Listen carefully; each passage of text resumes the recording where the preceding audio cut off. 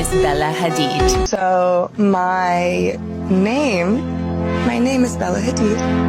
Aujourd'hui, on va parler de Bella Hadid, qui était pendant longtemps l'ombre de Gigi Hadid, qui est devenue une icône de la génération Z. My Chrome Hearts chain, right? Alors, Bella Hadid, mannequin, icône Gen Z, engagée, mais aussi pendant longtemps, depuis son adolescence, vit dans un mal-être, alors que Bella s'est considérée comme une des plus belles femmes, même devant Beyoncé. Pourtant, elle a une estime d'elle-même assez faible et aussi avec la pression sociale.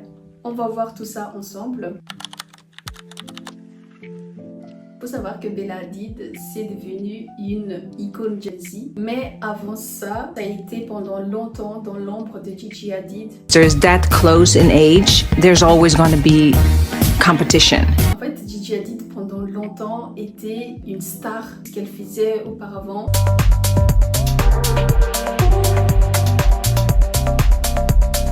Elle brille toujours. Et comme Bella était un peu dans l'ombre, en fait, depuis qu'elle est petite, Gigi Hadid a toujours attiré la lumière plus que sa sœur. Et ça a complexé Bella pendant très très longtemps. Et surtout, en fait, la pression aussi à la maison parce qu'elles ont grandi avec leur mère, Yolanda Hadid, qui est une businesswoman un peu comme Kris Jenner. C'est pas comme un peu, mais en fait, c'est la manager dans la maison. Donc c'est elle qui dirige un peu toute la famille. Sometimes we have to give up things that we love to do. You know, you have to make a choice. Et donc elle est assez stricte, exigeante envers ses enfants et capable même de faire certaines choses assez folles. Et ce qui fait que la plupart des gens disent que Yolanda Hadid, c'est une mère carrément toxique. Bella Hadid, comme aussi c'est la deuxième enfant, elle se sentait pas bien parce que tout le monde disait que Gigi était toujours la plus belle, la blonde. Elle se sentait pas à sa place et qu'elle était moins cool que Gigi. Et pendant longtemps, elle était complexée depuis son adolescence. Everybody hates me, no one likes me, I'm the black sheep, I'm naturally blonde, I wanted to be the opposite of everyone else in my family, and it was like my brother and my sister buddying up, and I just felt like the ostracized one. Jusqu'à ce qu'à l'âge de 14 ans, qu'elle efface carrément son nez. Et ce qui a choqué les gens lorsqu'elle l'a dit dans un magazine, parce que Bella, c'est la deuxième enfant, et aussi ce qu'avant elle voulait faire de l'équitation à haut niveau, mais elle était blessée, ce qui fait qu'elle a dû laisser tomber l'équitation et se concentrer en fait dans le mannequinat. Et aussi sa mère aussi un peu l'a forcée. Gigi était déjà une mannequin très très célèbre. Mais Bella n'était pas à l'aise dans ce milieu-là et leur mère les a forcés aussi. Yolanda, c'était aussi une ancienne mannequin, donc le monde de mannequinat, elle le connaît bien. Et depuis que ses enfants étaient petits, elle essayait déjà en fait de les introduire dans ce monde-là. Il y a beaucoup de spéculations aussi envers son corps. Les gens disent beaucoup qu'elle a fait énormément de chirurgie. En fait, elle a fait tellement du botox, tout ce que vous voulez. Elle a fait même augmenter ses sourcils. Il y a énormément de spéculations sur sa chirurgie. Je pense qu'elle ne veut pas non plus l'avouer parce que voilà, elle a quand même envie de garder ça pour elle. Mais elle se sentait tellement pas bien qu'elle a dû faire des recours donc, à la chirurgie. C'est un peu comme Kylie Jenner. Mais les gens préfèrent Bella parce que Bella, en fait, elle est assez honnête. Elle se montre assez vulnérable. Elle les montre sur Internet et parfois des gens se moquent d'elle parce qu'elle est vraiment dans des situations inconfortable et aussi vulnérable, mais elle le cache pas. Pourquoi est-ce que tout le monde est fasciné par Bella en fait? Elle a l'air tellement cool maintenant, tout ce qu'elle porte ça devient tendance, mais pourtant en fait derrière tout ça, ça n'a jamais été simple pour elle et elle a dû même s'éteindre les cheveux foncés parce qu'elle voulait être différente que sa sœur Gigi qui était considérée à l'époque la plus belle femme. Les gens ont remarqué aussi que leur mère avait toujours des faveurs envers Gigi mais jamais envers Bella, et aussi le régime alimentaire assez strict. Gigi et Bella avant elles n'étaient pas très très fines. Et pour rentrer dans le monde de mannequinat, c'est un monde assez concurrentiel. Donc leur mère a dû carrément en fait leur faire du régime drastique, ce qui a choqué les gens parce que même pour l'anniversaire de Gigi, à l'époque où elle était très très jeune, elle elle a dû manger juste un petit morceau de son gâteau d'anniversaire parce qu'elle était en régime drastique tellement qu'en fait leur mère c'est vraiment une mère assez stricte. I can't believe you just did that. Et ça a choqué les gens en fait.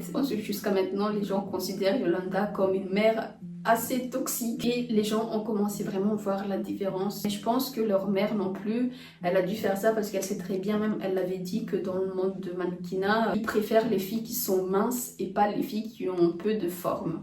Et c'est pour ça que leur mère aussi les a forcés vraiment à faire des choses horribles, manger uniquement un bout de citron.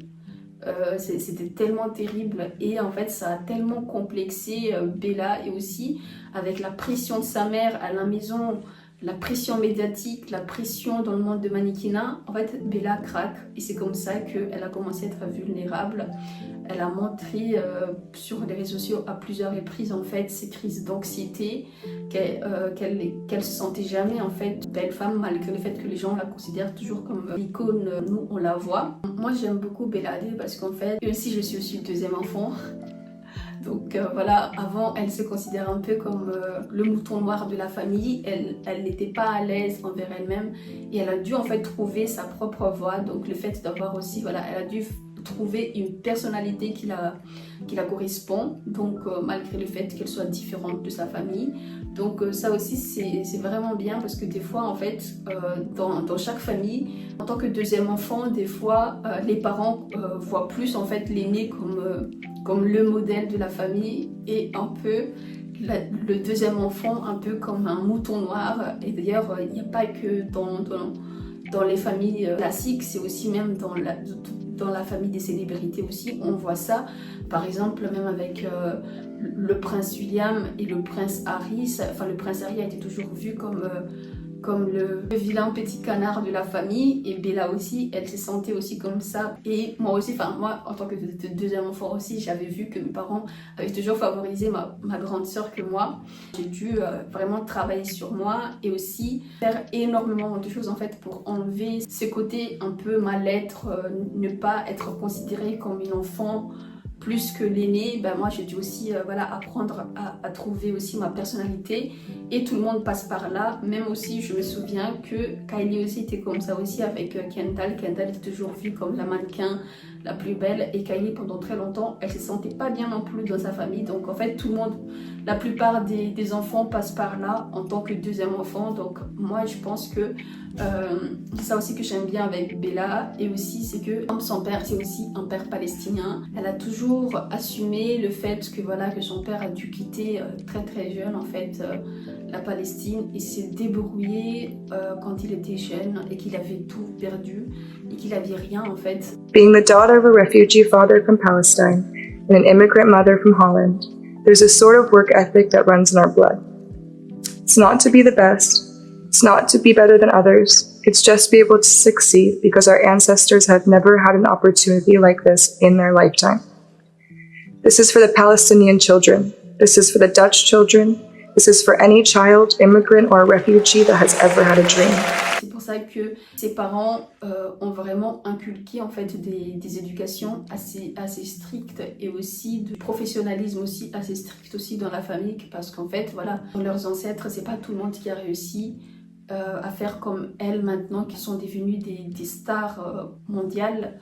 Et donc derrière en fait il y a quand même une sorte de résilience, et ça on adore envers Bella Hadid. Et aussi c'est qu'en fait sa mère elle vient de Pays-Bas en tant que hollandaise. D'ailleurs elle parle très très bien le néerlandais. C'est devenu carrément des stars en fait aux Pays-Bas. Mais en tout cas, ses filles sont devenues carrément, elles ont eu énormément de prix dans le monde de mannequinat. Elles sont devenues des icônes célèbres dans le monde de mannequinat. Donc en fait, c'est pour dire que même si leur mère a été tellement stricte, c'était aussi pour leur bien, pour qu'elles réussissent. Parce que le monde de mannequinat, c'est aussi de la compétition. C'est assez rude et c'est rare d'avoir des formes.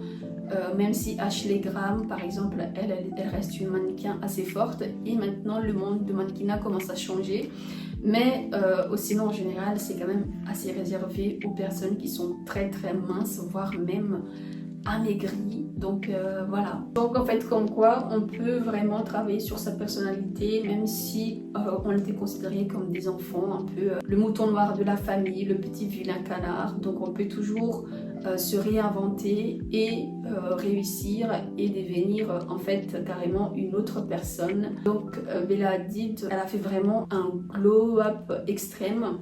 Mais aussi en amour, elle a été très très longtemps malheureuse parce qu'avec The Weeknd, c'était encore au moment où il était très très célèbre. Il n'a pas été vraiment tendre avec Bella Hadid et ça l'a tellement attristé. L'histoire avec même Selena Gomez aussi, ça l'a attristé. Et d'ailleurs, je pense que jusqu'à maintenant, Bella en fait, elle ne supporte pas. Et alors que en fait Selena Gomez elle a pardonné, elle est passée à autre chose, mais je trouve que Bella Hadid elle garde beaucoup de rancune envers Selena Gomez jusqu'à maintenant. Et aussi maintenant elle a créé sa marque, voilà et tout avec ses parfums. Et d'ailleurs je suis assez quand même triste de voir que les parfums ne sont pas encore disponibles en Europe, même pas aux Pays-Bas quoi, je sais pas, à Amsterdam. Et là en fait on doit attendre, soit on doit les faire livrer, mais ça dure tellement longtemps et moi j'ai pas de patience. Mais bon, j'aime beaucoup Bella Hadid, en fait j'aime bien son histoire personnelle, elle est touchante, ça se voit qu'elle est assez honnête en fait, voilà, elle est quand même assez ouverte. Bella, c'est pour ça aussi que les gens l'aiment beaucoup, parce qu'en fait Bella ça se voit qu'elle est quelqu'un de pas assez superficiel, elle essaie toujours en fait de garder un pied sur terre et ça fait du bien en fait de voir ce genre de personnes dans le monde de célébrité. Et aussi son histoire personnelle me touche, donc l'histoire de son père. Moi aussi je viens aussi d'une famille un peu comme ça aussi à cause de la guerre, tout simplement, même la guerre civile. Moi j'étais venue en Belgique à l'âge de 10 ans après une guerre civile dans mon pays d'origine, donc en fait j'ai dû aussi voilà m'adapter. Et auparavant aussi donc mes grands-parents aussi, à cause de la guerre aussi avec la France il y a très très longtemps, donc il y a 60 ans, quand ils étaient petits, ils ont dû être déchus donc, de leur statut royal. Donc en fait, voilà, donc ils ont dû se débrouiller et aussi ils ont dû vraiment tout perdre du jour au lendemain et se construire. Et ce qui est bien, c'est que on peut toujours se réinventer. Il y a toujours quelqu'un en fait plus tard qui pourrait en fait un peu soigner cette blessure générationnelle. Donc ça aussi, il n'y a pas que Bella. Il y a aussi l'histoire avec Huda Beauty, donc Huda aussi, elle vient aussi d'un pays, donc de l'Irak.